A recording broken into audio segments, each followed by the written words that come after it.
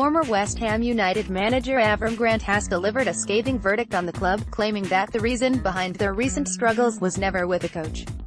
Former Chelsea boss Grant took over the club in the summer of 2010 but oversaw a disastrous season which saw them win just 7 league games on the way to relegation.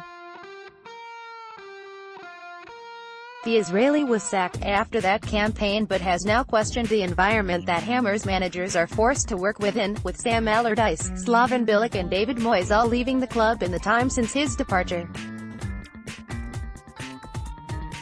Speaking to The Sun, he said, "I think that the problem in West Ham was never the coach. It's impossible that, in the last 10 years all the coaches failed, and they sacked everyone. David Sullivan is a good owner and an honest guy, but they need to check themselves. How is it possible that all the coaches were wrong, each one of them? I think not even one coach finished their contract in West Ham, not one of them in the last 10 years, and the team didn't do well. When I was in West Ham we started the project that we wanted, and part of it will be based on players there and players that we would bring in from outside. But the budget was very, very low for some reason. We could only bring in Winston Reid and some other players. I think if West Ham want to succeed, it's a good sign that they brought in Pellegrini, but I don't think the problem over the last 10 years was the coach, no. Opinion. It is hardly rocket science to work out that the problems at West Ham are not managerial, but at board level.